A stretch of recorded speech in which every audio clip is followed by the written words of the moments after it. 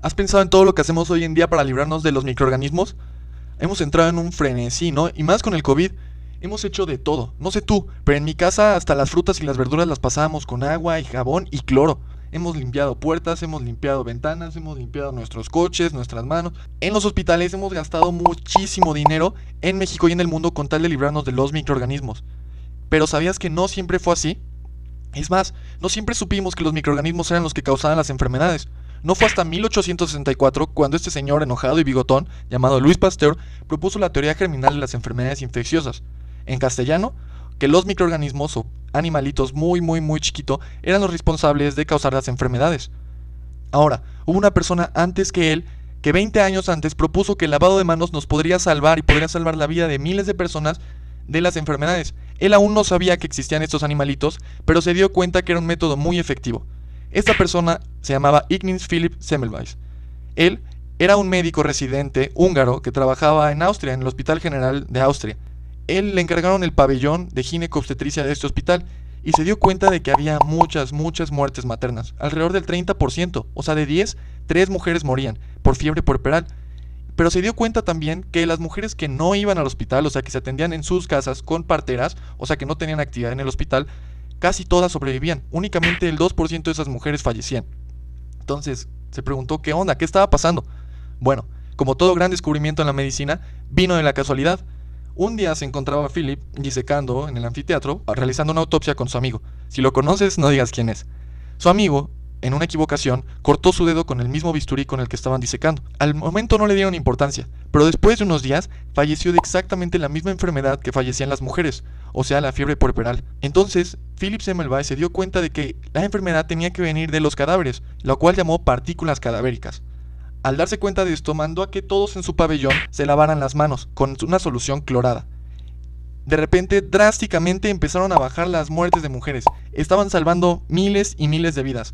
Y tú podrías pensar, wow, ¿no? Eureka, fue un gran héroe, todos lo alabaron, es más, lo hicieron jefe del hospital, ¿no? Pues no. En realidad, Philip sufrió la crítica y sufrió los insultos de muchos de sus colegas. Y es que ponte a pensar, por un lado no conocían a los microorganismos, sonaba algo absurdo. Y por otro lado, decirles que era culpa de ellos el no lavarse las manos, era decirles también que era culpa de ellos la muerte de miles y miles de mujeres a lo largo de toda su carrera médica. Y bueno, los médicos podemos ser complicados. ¿Cómo vamos a ser nosotros, los médicos, las grandes personalidades que buscan salvar la vida de miles y miles de personas, los culpables de la muerte de las mismas personas que estamos tratando de ayudar? Bueno, fue más fácil criticarlo, hacerlo dudar de su descubrimiento, hacerlo creer que estaba loco, que era un impostor, que estaba mintiendo. Y bueno, Philip aplicó la del Capitán América. Si quieres ponle pausa para leer esta frase. Aplicó esta técnica y bueno, se puso firme y dijo que no, que sí era su culpa, que el lavado de manos era la solución. Pero las críticas fueron demasiadas. Philip sucumbió ante ellas, abandonó Austria, abandonó el hospital, abandonó la carrera y terminó en una institución mental, donde prácticamente se volvió loco. Y después de unos años falleció. ¿Estás de acuerdo que fue una injusticia? Un hombre justo, un hombre inteligente que había ayudado a salvar la vida de miles y miles de mujeres, pues acababa de fallecer porque la comunidad médica no supo apreciar el descubrimiento que estaba haciendo por su soberbia. Bueno, ahora te contamos todo lo que tienes que saber con el lavado de manos, porque esto no es un problema que haya acabado. ¡Doctor! ¡Otra vez está viendo EasyMed! Pero, ¿cuál es específicamente? Bueno, en México, según la OMS, cada año hay 450,000 casos de infecciones relacionadas a la atención sanitaria. O sea que estamos relacionados los médicos, los estudiantes de medicina, los enfermeros o incluso solamente el hospital. Y de ellos hay 32 muertes por cada 100,000 habitantes. De esta manera hemos identificado las manos de los trabajadores de la salud como el principal, vamos a decirle vector, pero como tal no es un vector. Es más, hay estudios que reportan que en las manos de los trabajadores de la salud hay de 3.9 por 10 a la 4 a 4.6 por 10 a la 6 unidades formadores de colonias por centímetro de microorganismos. Es bastante. Pero antes de continuar con el problema y la solución, veamos algunos conceptos básicos. Primero, los tipos de flora, o por ejemplo microbiota también se le conoce. Y ve esta imagen de aquí. A lo mejor creíste que ya no ibas a ver imágenes como esta después de tu primer año, pero temo decirte que sí, y que la vas a ver a lo largo de toda la carrera, incluso la especialidad. Y esta específicamente estamos hablando de la piel, específicamente la epidermis. Y la epidermis tiene 5 capas. Primero va el estrato córneo, después va el estrato lúcido, después va el granuloso, después el espinoso y por último el germinal, o también conocido como basal. Esta sería la epidermis y después, como sabemos, va la dermis. ¿Por qué te hablamos de la histología de la piel? Bueno, pues si vamos a hablar de las manos, tenemos que hablar de dónde está la microbiota de las manos, y esa se encuentra en la piel. Y las formas en las que se divide es en transitoria. O sea, esta se asocia con mayor frecuencia a infecciones relacionadas a la atención sanitaria. Esta reside en el estrato córneo y al ser la más superficial se adquiere por contacto directo. O sea, si tú tocas un objeto o una persona contaminada con esos microorganismos, pues te vas a contaminar, vas a adquirir estos microorganismos. Algunos ejemplos de los microorganismos que incluyen esta flora son, por ejemplo, Staphylococcus aureus, Klebsiella pneumoniae, la especie Acinetobacter o la especie Enterobacter, y por ejemplo también incluye una especie de hongos conocida como Cándida. La otra forma en la que se divide la flora es en la flora residente. Literal, vive ahí. Esta flora tiene una menor patogenicidad, o sea, hace menos daño. Estas son residentes permanentes, o sea que están ahí en las capas más profundas de la piel, ya no en el estrato córneo. Y estas pueden causar infección, pero solo cuando se interrumpe una barrera natural, una barrera física, como la piel. Acuérdate tus clases de inmunología. Esta no puede ser removida únicamente por fricción mecánica, o sea, no solamente raspando vamos a lograr quitárnosla. Es un poco más difícil, vamos a necesitar otros métodos y solamente se busca quitar en situaciones específicas y para esto no te pierdas en unos 2 o 5 minutos. Ahora, otro concepto clave es la membrana celular bacteriana o de los microorganismos. Como sabes, esta va a estar compuesta de lípidos y proteínas, específicamente de una bicapa lipídica, la cual va a tener una cabeza polar, hidrofílica, o sea que le gusta el agua y le choca las grasas, la cual puede ser por ejemplo un glicerol más un compuesto nitrogenado como la colina, y va a tener también una cabeza no polar o hidrofóbica, o sea le choca el agua y le gustan las grasas. Bueno, esto va a tener dos ácidos grasos de cadena larga, algunos ejemplos de estos por ejemplo la esfingomielina. Otro componente de la membrana celular son las proteínas, las cuales van a actuar como canales y van a seleccionar qué iones pueden pasar y qué moléculas pueden atravesarla o no. Ahora, habiendo visto esto y habiendo revisado estos conceptos clave, vamos a ver cuál es la solución. Bueno, primero debemos conocer los agentes desinfectantes. Por lo menos hay tres muy comunes, y el primero de ellos sería el jabón. El jabón es un compuesto aniónico. Ejemplo de esto sería por ejemplo el lauril sulfato, el esterato de sodio y el más usado es el hexaclorofeno. Estos tienen una acción detergente. Y sí es lo que imaginaste, así como los que venden en el súper, por eso se llaman detergentes. O sea, como tal no tienen propiedades antimicrobianas, no son un veneno para los microorganismos. Pero funcionan así, como las micelas, exactamente igual que la membrana celular. Tienen un componente hidrofílico, o sea que le gusta el agua, y un componente hidrofóbico, que le gustan los lípidos. Entonces, la parte hidrofóbica se va a adherir a la membrana celular de las bacterias, se va a adherir a estos lípidos de las bacterias, de los virus o de lo que sea, y también de la suciedad. Y el componente hidrofílico que le gusta el agua se va a adherir al agua. Entonces, al echar jabón, se adhiere este jabón a lo que quiera arrastrar y luego al echar agua vamos a retirarlo.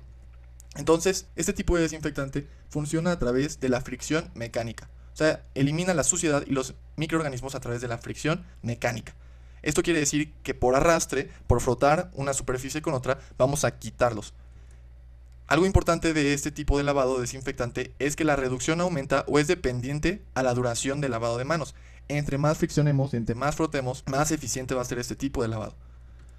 Ahora, el siguiente serían los alcoholes. Los alcoholes desnaturalizan, o sea que deshacen y deshidratan las proteínas. Ya sabes qué es deshidratar, ¿no? Bueno, estos sí como tal van a matar a los microorganismos, pero no van a eliminar la tierra o el material orgánico. No es como el lavado con agua y con jabón que arrastra uno y otro, sino que aquí desnaturaliza y deshidrata. Pero si desnaturalizas las proteínas a lo que lleguen a ver en la tierra o la deshidratas, pues esta no se va a quitar, va a seguir ahí. Ahora, este tipo de alcoholes son eficientes contra cocos gram positivos, bacterias gram negativas, Mycobacterium tuberculosis y muchos tipos de hongos. Pero no van a ser eficientes, por ejemplo, contra virus no encapsulados como el virus de la hepatitis A, el rotavirus o las esporas bacterianas, que ya hablamos de ellas, del género Clostridium. Y por último vamos a ver las biguanidas o los fenoles. A este género pertenece la clorhexidina. En el quirófano puedes llegar a encontrar clorhexidina de esta forma. Esta es la presentación de la marca comercial. Este tipo de desinfectantes desnaturalizan y coagulan las proteínas. Pero lo malo es que tienen mínima actividad antimicobacteriana, o sea, ante micobacterias como Mycobacterium tuberculosis o Mycobacterium lepra.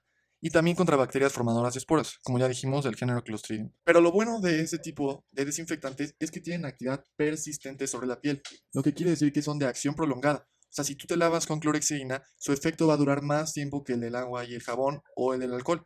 Por eso los hace útiles para la antisepsia manual en procedimientos quirúrgicos. Ahora, vamos a hablar de los tiempos y la cadena de transmisión de estos microorganismos. ¿Qué va a pasar para que yo transmita un microorganismo de un paciente a otro? Bueno, lo primero sería tocar a un paciente o sus proximidades algo que esté infectado con un microorganismo. Lo siguiente es que ese microorganismo logre sobrevivir en mis manos. Y esto se puede lograr si este médico no logra hacer una adecuada lavado de manos o lo omite por completo. Los médicos, de hecho, podemos llegar a ser bastante sucios. Y por último, estas manos contaminadas van a entrar en contacto con otro paciente o un objeto que va a entrar en contacto con otro paciente. Ahora, ¿cómo podemos evitarlo? Bueno, para hacerlo hay que lavarnos las manos en estos 5 tiempos: antes de tocar al paciente y antes de realizar una tarea limpia o aséptica. Y también lo podemos hacer después de haber estado en riesgo de exposición a líquidos o fluidos de algún paciente, después de haber tocado a este paciente o haber estado en contacto con su entorno. De esta manera evitamos la transmisión de microorganismos en los hospitales. Ahora vamos a hablar del lavado e higiene de manos. ¿Cuál es la diferencia? ¿O son lo mismo?